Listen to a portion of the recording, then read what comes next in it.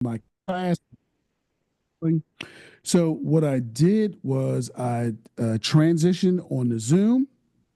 And to be honest with you, Tom, when I got on the Zoom, it opened my program up on a wider and larger scale. So my students meet with me one night a week on Zoom, typically Monday nights for semester one from 6 to 9 p.m. And I deliver all of the information that you need to begin a career as an electrician. Hmm. So we go over 5 modules in 10 weeks. Mm-hmm. First 2 weeks, we cover the introduction to the electrical trade. So I basically spend time explaining about the different types of electricians. Most people don't know that there are maybe about a dozen different types of electricians. So you have Oh, resident. wait a minute. There's a dozen different types. Listen, people don't know, and they Okay, don't okay. know. Now go ahead. Finish telling your story because I'm gonna circle back to that one. At least give me five of them because I only know one. Well, they're not all created equal. So you got Okay. residential Mm-hmm. electricians, commercial, Mm-hmm. industrial, linemen, instrumentation technicians or low voltage. And then each one of those categories can be broken down into three subdivisions. So Hmm. it's probably about 15. And it goes further into new construction, right? Mm-hmm. Old work. Mm-hmm. Then you have maintenance electricians for each one of those subsets. Mm. Okay. All So right. so now we're getting a little bit advanced in terms of some of the levels in that field. Yes, yes, yes, Okay. yes. Okay. And I Okay. like to start my students out so they can make informed decisions on their journey. And then I go through about 4 more modules, and it's really informative, Tom. So what got you into the field? I mean, you've shared the depth of all the program has, and again, we're going to talk a little bit more about that. But I just want to, just have our listeners and viewers as this gets streamed on YouTube, have them realize how you got started. Where was your passion? Was it nurture or nature? Was it a need, or did you just find yourself in a space of trying and exploring? Yeah, to be honest with you, Tom, I started teaching out of necessity. Mm. And Okay. sometimes we get to a chapter in our lives where we have to work with what we have. Mm-hmm. Mm-hmm. And I experienced a chapter in my life that I would call a perfect storm. Mm. The economy was melting down at the time, Mm-hmm. and the construction industry had kind of grinded to a halt during our last recession, Mm-hmm. the economic meltdown. I had just gotten married at the time, Mm. and the world changed. Yeah. Yeah. Money stopped coming in, the phone stopped ringing, Mm. and for the first time in my adult entrepreneurial life, I had to get a job. I used to be a full time Mm. electrical contractor running through the streets of Philly, Mm-hmm. landlord. I owned some properties, and when the economic meltdown happened, the phone stopped ringing. Mm. Wow. So I had to basically get a job. And one of the first jobs that I got was actually as a part time trades instructor within the Philadelphia prison system. Mm. And Okay. for 3.5 years, I taught minimum security inmates from a facility on State Road called ASD. Mm. And while I was teaching that program, I learned a lot about the fundamentals of teaching and delivering content and a classroom structure and control. And that job led to about 3 other jobs. It's 8 years later, and I've been kind of stuck in this lane, and I've been enjoying it, loving it. I have the opportunity to touch hundreds of lives a year. So I'm about 8 years in as a formal teacher slash instructor. I mean, that's fantastic. I mean, just to make that transition from the situation that you were in to now being firmly planted in the industry with having your own academy. I mean, what was that like starting your own academy? Because a lot of our entrepreneurs may be listening and they may be, looking to start their own project or service, but they may be having some, anxiety to it. So share a little bit about your process on getting started and some of the hurdles you had to clear. And I know it may be different from others, but at least give them some encouragement and insight of what your experience was like. That's a great question. And to be honest with you, uh, you just have to do it. Hmm. Literally. What you have to do is you have to get out of your own way. Hmm. And for some reason, it's very commonplace and typical that when we're sitting alone, we'll have two thought patterns in our head. Hmm. Have some ideas about some things that we want to achieve and some mountains that we want to climb. Hmm. And we kind of know that we have some tools and resources in that space to get it done. But then there's a whole nother voice battling against that one, saying that you can't do it. This is going to go wrong. That's going to go wrong. Yeah, yeah. Listen, um, I got, I have three daughters. Hmm. All right. One of them, one of them is pretty much self-sufficient. Hmm. She's about 26. And then I have two young daughters from my previous marriage, Hmm. and they're young. Hmm. And Jeff, they eat a lot. They eat like men. I Okay, mean, so they're that, they're that, 15 yeah. and 11 and Well, there you 11. go. I mean, listen, bro, at that age, man, come on. I have children. They're older, right? 27 and 22. But I remember when they were younger, man. Yeah, they eat. So yeah. So go ahead. A lot of what I do is out of first necessity, Hmm. for my family, for Hmm. my girls. And I this is how I provide for my family. Hmm.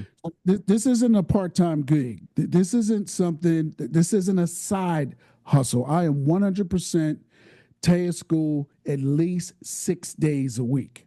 Okay. And you get to a point sometimes in your life where you got to go for it. Hmm. Hmm. And I worked on myself, and I started building this little program.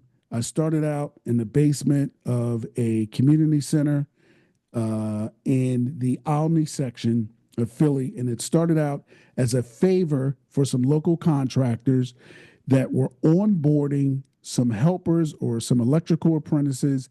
And they didn't have time to train them because they were so busy.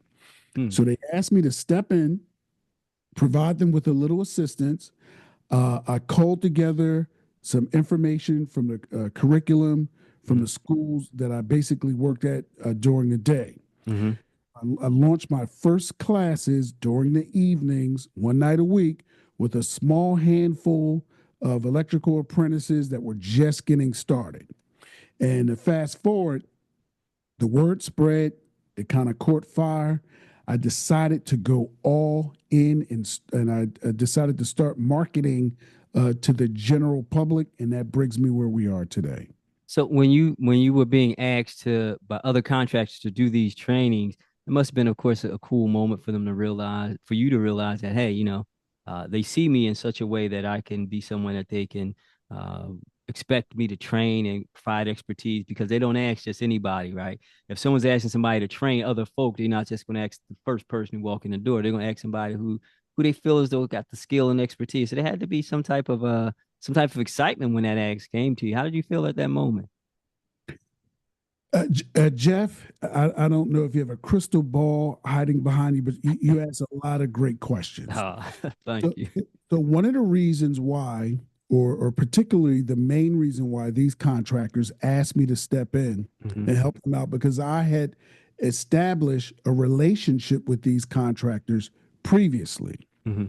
So my bread and butter website, it's a website called necprepclass.com. NEC stands for National Electrical Code.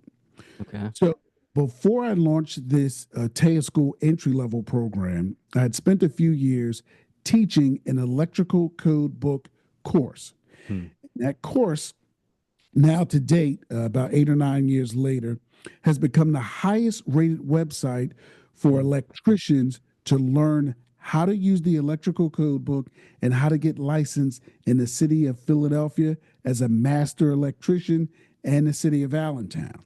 So Mm. these were actually contractors that went through my code book course. Mm-hmm. I'd spent 10 weeks with them. At the time, this was in person, Okay. pre-pandemic. Mm-hmm. So I got to spend time getting to know them, helping them to advance their career, and they got a chance to get to know me, Mm-hmm. understand how invested I am and was and still is in their careers, companies, and expansions. So these were the initial contractors that sent me apprentices to help them get started. Oh, that's amazing. That's amazing. It seems to be like a lot of joy in it too, man. It's just like when you talk about it, you can hear the passion and just the journey in and of itself. Were there any hard times when maybe, maybe this level of joy wasn't in your voice and in your stride there? Well, there have been some days or weeks that have been challenging, but to be honest with you, I'm kind of living life on my terms. And Mm-hmm. as an entrepreneur, you do get to set your own schedule, but Mm-hmm. more time and energy is required from you on a daily basis. Say that part again. Yeah, you as an entrepreneur, you have the flexibility to create your own schedule, but it does require more of you on a day-to-day, week-to-week basis. So I live the program that I run Mm-hmm. uh, pretty much 6 days a week. It's a passion. Mm-hmm. Mm-hmm. Yeah, and see, and I like the way you iterated on, you create your own hours, but there is that additional energy that has to go into it. And I'm sure you're not relating to the fact that it's burdensome in any way, but it's just the responsibility that's built into being an entrepreneur. So I like the way that you stress that because again, we have a lot of entrepreneurs and business owners who are listening and just need to hear that to continue to have that extra oomph and energy of insight that you just provided. So I appreciate that because the hours may be sweet because you set them, but the work, that energy that you put behind it, that extra energy is because you're striving for excellence. And that's what you've achieved with your organization, your academy. And I was always impressed with your work on that level. So talk a little bit about the academy because, you've been around for 8 years and a lot of academies have been around for less and some aren't around when you started. So talk about the success pattern and pathway of your academy and how you're continuing to be innovative in this space of creating opportunities in the workspace for your craft. All right. Well, one, I hope I'm not offensive to any listeners or any future listeners, but I am an electrician. I'm an electrical contractor. I'm a master electrician. So this is what I do. I am I strive to be an expert in the areas that I work and serve. So I don't want this to sound wrong, but I feel like I have a right to be in this space.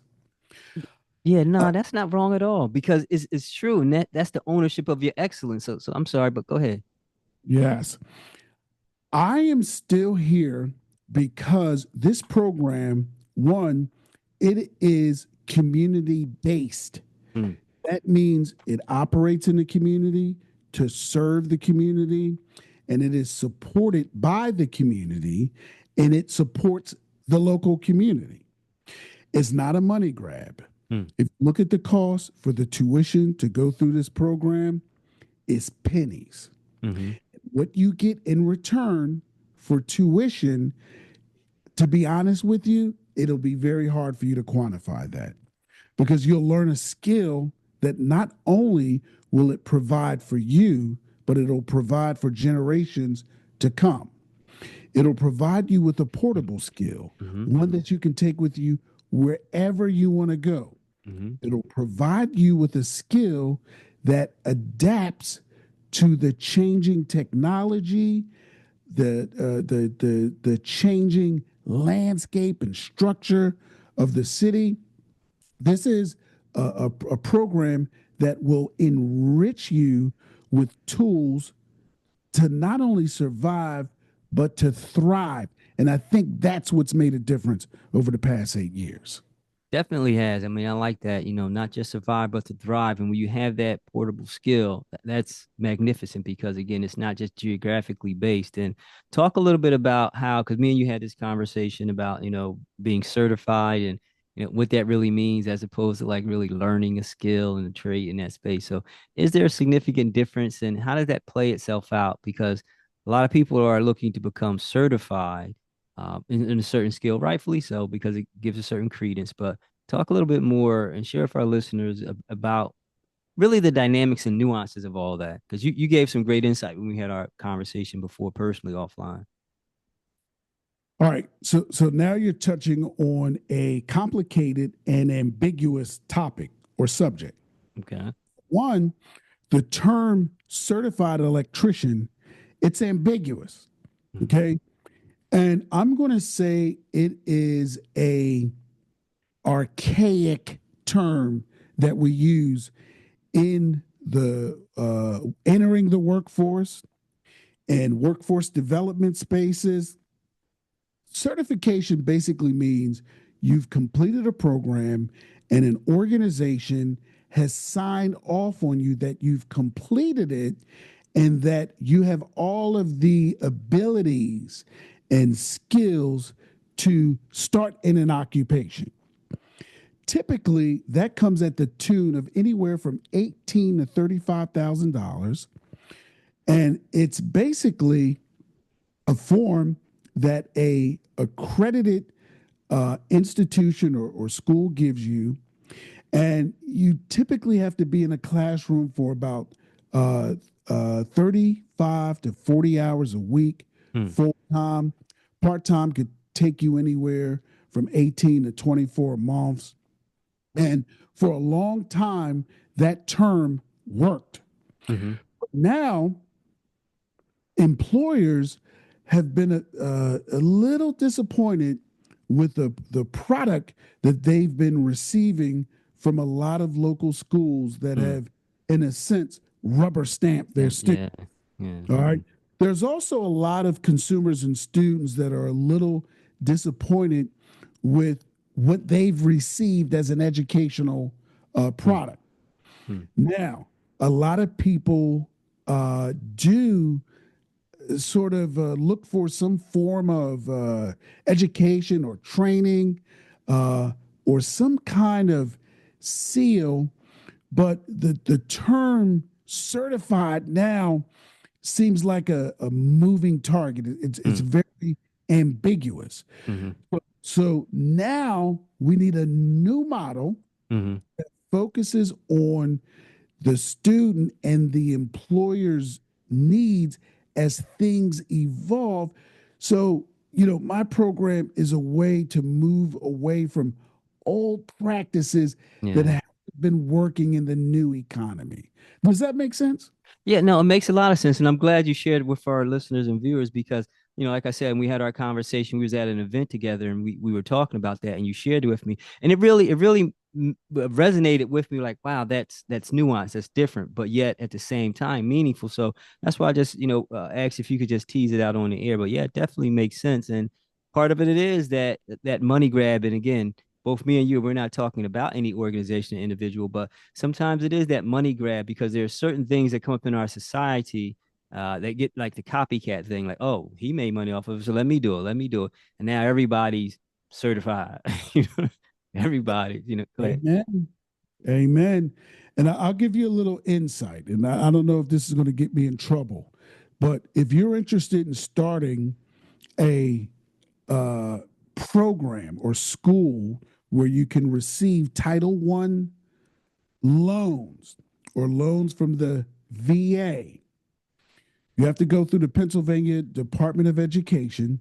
It's an 11,000 non-refundable application fee, Wow. whether they decide to allow you to continue through the process. So what does that tell you about how the game is structured Hmm. right from the rip? Wow. I mean, wow. Yeah, that tells you right there. That should like red flags should come on with that. Yeah. So in the space of, education, particularly in the city of Philadelphia, school system, are there enough, or do you think there should be an emphasis on CTE, career technology and education in that space? Or what do you see it fitting at? Because the work that you're doing, in my opinion, leads towards a stabilizing workforce or creates an opportunity for that. And not many of our schools are aware of, or students and parents are aware of the opportunities that are some of our schools, and maybe not as many schools have CTE. So, what's your thoughts about that? So I think, well, I'll just start out with this. Mm-hmm. A trade can save your life. Mm-hmm. Right now, listen. Now, I'm not running through the streets of Philly, pulling people off of the corners because my marketing strategy is a little different. But a trade is one of the most. It could be one of the most vital assets you can have in your life. And one of the it's a few reasons. It's complicated. It's a few reasons why it is not embedded within throughout the entire school district like it should. There are a few components. One, America sort of um, has allowed itself to be brainwashed. Mm-hmm. Jeff, we're in the same age bracket. I think you have me by a few years. I'm pretty sure I'm just a little bit younger. But you can remember a time Uh-huh. when there was a stigma attached to folks that wanted to work with their hands Yeah. versus going Yeah. to a 4-year university. Yeah. So we are just starting to Hmm. wake up out of being brainwashed into believing that there was only one Hmm. form of intelligence, Hmm. which was the most effectively used in the traditional educational path. Go Hmm. to a 4-year university, Hmm. get that bachelor's degree, and this country promises you a job, the American dream, the house, the car, the Hmm. pretty girlfriend, savings, Hmm. uh, retirement account. Well, Jeff, that dream no longer exists the way it did Hmm. 20, 30, 40 years ago. Right. We're in a new place and time. And now there are so many, what me and some of my buddies like to say, there's so many lambskins on the street. Hmm. There's so many people that have been, herded, Hmm. into colleges and universities Hmm. at a rate where people weren't even really paying attention to what they studied. Hmm. weren't they weren't informed enough to see what kind of return they would get on that investment. And now the jig is up. Hmm. Uh, People have woken up, they've risen up and raged against the Hmm. system. I have all this student loan debt. It's robbing me of the American dream, and I want you to pay it back. Yeah. Yeah. So now that we're moving away from that Hmm. dilemma, now we're moving into a place and space where people realize that, hey, I might have to do something different, Hmm. right? One, a lot of people are risk adverse for taking on a lot of educational debt 50, 75, 100. I've talked to students that have come through my program that have $250,000 worth of debt, Yeah. Yeah. right? Yeah. Hmm. And they're realizing that the traditional educational framework will allow you to borrow money until you can't even work anymore to pay Hmm. it back. They'll just keep giving it to you, Yeah. right? So that thing, we're moving away from that. People are now starting to look for alternative options. Hmm. So the trades, we're getting a little tiny voice and we're getting a little light, Hmm. right? So the cloud around the stigma is finally starting to break up a little bit. Hmm. But now we got another issue, Jeff. What's that? Now that we're moving back to the trades, now we're in something called the skills gap. And Hmm. all the people that would have been perfect to serve as instructors and teachers in a lot of these institutions, they're retiring. Oh, wow. Yeah. Yeah. They got out, Yeah. right? So you got a smaller construction workforce, and you have not only do you have less available bodies to come out to your home to fix that light or to fix that switch, Hmm. it's even harder to find someone that can and is interested in teaching the trades. So a lot of these schools, these school districts, these brick and mortar programs, a lot of them are struggling to build the staff to actually teach the trades. So Hmm. it's a perfect storm. Wow, wow. And I like the way you gave the history and delineation and breaking it down because that was powerful. You talked about the time when because I do, I am maybe 2 or 3 years older than you.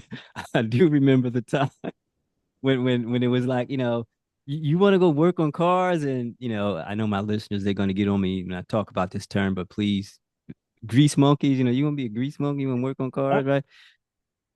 Please forgive me. This isn't the station. This was Jeff Jones saying it. So if any comments, send it to communityvoicephl@gmail.com and I'll apologize offline.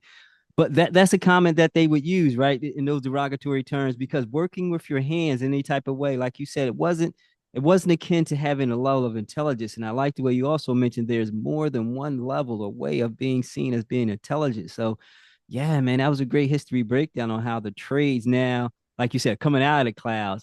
I think, they should continue to push forward till they see a brighter and sunny day. I mean, I graduated from a trade school, Dobbins, Merrill Dobbins. I graduated from Dobbins. And so, at that time, people coming into Dobbins, they, weren't that, we knew in terms of like what particular trade we wanted to do. But then after we got finished our trade training in school, in high school, they were still pushing college, which was kind of interesting, right? So it was like, you learn a trade, but then they still say what college you going to. And it was because society, getting back to your point, really wasn't leaning in on, hey, let's look at you being either not just an entrepreneur, but position you into the workforce. So yeah, and the way you broke it down was cool to have that insight to be able to, take it into account in that way. So yeah, man, your academy is going to be doing some great things in that space. So And look, let's not get things twisted. I mhm. am not anti-college. Oh yeah, nah, I can get that. Yeah, listen, I got about three-quarters of the way through a bachelor's degree. Hmm. I got a my last ride. So I'm a three-time dropout. By the third time I went back to college, I got a scholarship from the organization that I used to work and teach for, Kaplan. Mm-hmm. So Kaplan used to have trade schools throughout Philly. Hmm. There was 30th and Market Street. There was one in Franklin Mills, PA, and then there was one in the Burbs in Broomall. Hmm. And I used to be a part-time evening instructor Hmm. at 30th and Market Street. I was there for about 3.5 years. Hmm. And through them, I got to go to which is what is now Purdue University. Mm, okay. And I listen, man, I was a straight A student. Hmm. All right. Here's my advice. If you're going to send your kid to college, if you decide that you want to go to college yourself, you need to be very methodical about it and you need to reverse engineer the process. Mm, You need to study something that will translate into the workforce. yeah. You can't just Yeah. pick a random degree focus. It, like, for instance, if you're going to go to school for something like criminal justice, Hmm. well, criminal justice, a degree in criminal justice is the foundation for something else. Yeah. All right. Yeah. If you're going to go to school for writing or education, that needs to be the platform for something else. Hmm. And you need to be very methodical about it because one, it's going to cost you about 50 to 75 grand. And most of us don't have that right out of our pocket. We're going to take loans. And what a lot of people don't pay attention to because they give you the money so fast is something called compound Oh interest. yeah. I think people are learning about that more and more because of those student loans. Student loans. Well, Yeah, yeah. reasons why a program like the Academy of Industrial Arts will serve you so well is because you're not taking on any debt. Everybody pays out of pocket. Mm-hmm. And to be honest with you, the tuition that my students pay me, it's basically a meager hourly salary that my students pay me. That's Mm, all it is. mm. That's why it's so cheap. And so I Yeah. can feed my babies, Jeff. Yeah, I can hear you. Because they eat. They can eat. But listen, and I like the fact that you jumped in and said that you're not anti college because I don't want our listeners and viewers to even think that because they know that I'm not, and so I'm glad you were able to clarify that in that space. Uh, and even though we know now in today's society, college may not be the choice for everyone, so I want to put that out there. But we also are not saying we're anti college because it could be someone who does uh, learn the skill, the trade, and then maybe have an entrepreneur mindset to want to sharpen up their business acumen, so they go on to get a business degree and whatever. So we're not ever anti-college, and you know that at Community Voice, but I still know some people going to email me at communityvoicephl@gmail.com and say, why that man say that? But we'll be able to take care of those emails. But listen, man, as we get up on the last couple minutes of the show, I thank you for really being a guest. But before I let you go, share with our listeners and viewers how they can get in contact with you and take part in your program. Now we're not able to allow you to mention any costs, but you can tell them without selling them. Tell them about how they can get part of your program and where they can find you at, whether you have social media handles and where you land at in social world. All right. First thing I want you to do is I want you to do a deep dive on me if you're listening. I want you to go into Google and I want you to Google me. I want you to do a search for Harry DeLoach, Philadelphia. You're going to see dozens of links for articles in a global trade journal that I'm writing for electricians. And you're going to see and you can read exactly how I advise people coming into the construction trades what to expect and how to navigate that space and how to survive. After you do that, then I want you to hit my website, which is called TAIAschool.com. TAIA stands for the Academy of Industrial Arts. And once you get on my website, go to the homepage, I want you to look at the videos on there. And you're going to see me interacting with my students. You're going to see pictures of me with my students at events with Jeff. I am always in the community. I'm not hard to find. I'm in the streets of Philly, sometimes in the suburbs with my students, turning screws, teaching them the electrical craft in real time, not in the lab. These students are interacting with homeowners, business owners. They're learning customer service. I am also introducing them to the construction community at large. So they're meeting other business owners, other entrepreneurs, other electrical apprentices that are starting out where they're starting out. This is the best way to learn. How can they catch up to you? I know you gave did you give your website? Is there social media that you land on as well?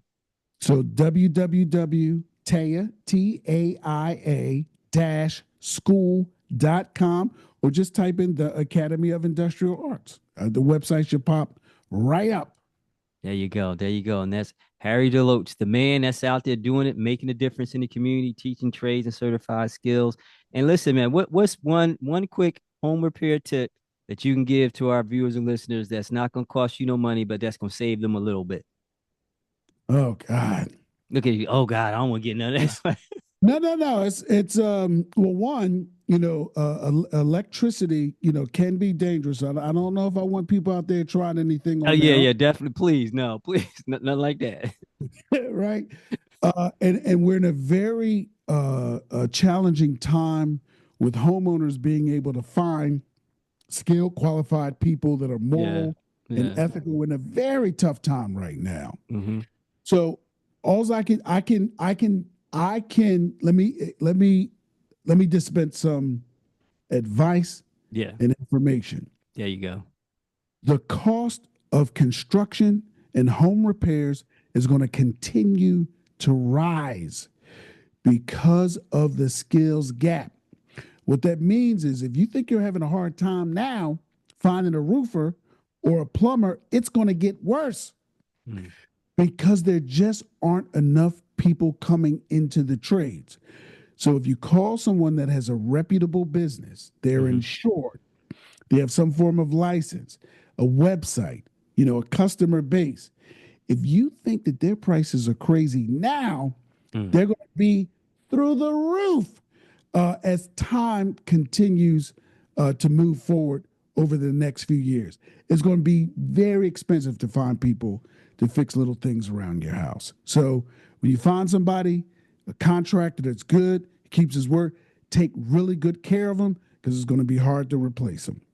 Or they can register for one of your classes and learn how to do that stuff themselves and save themselves some money, right?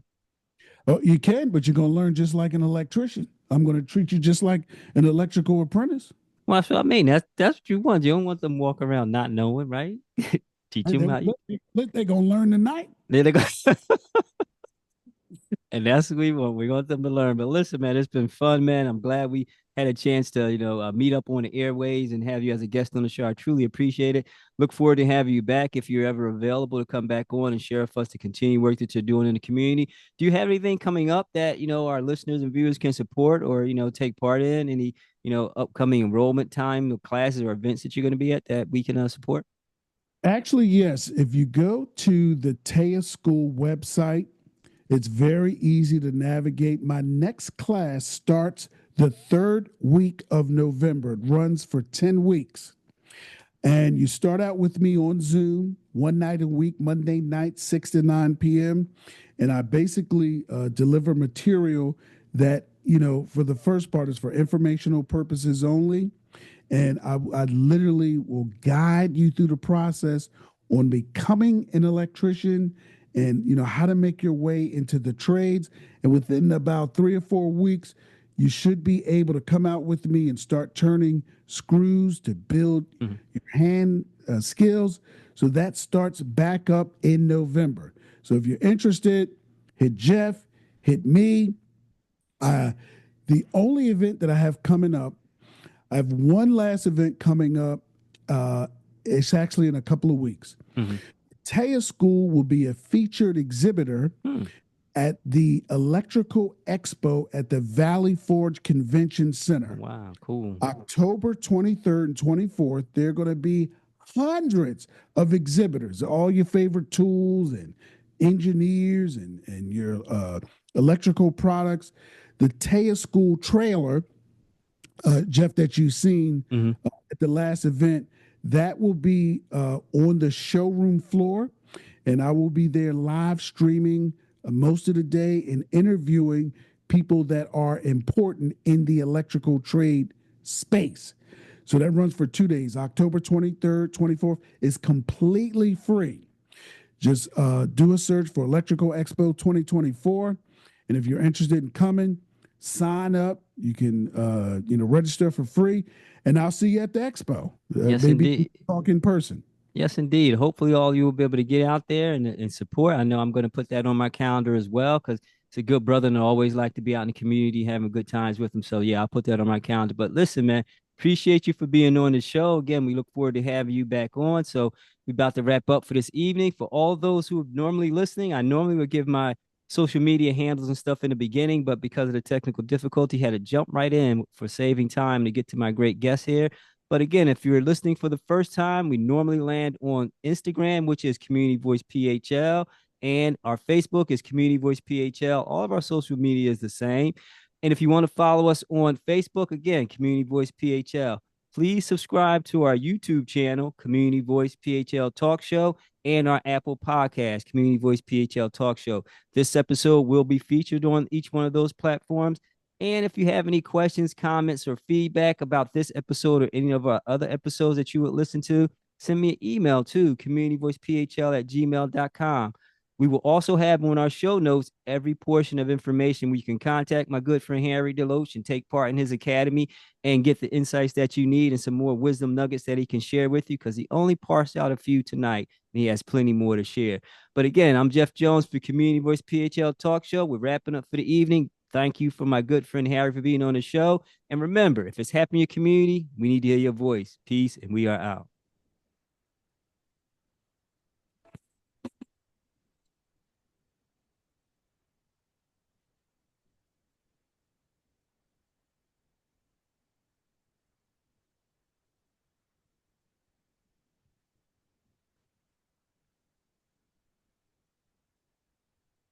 Germantown Community Radio, 92.9, WGGT-LP, Philadelphia.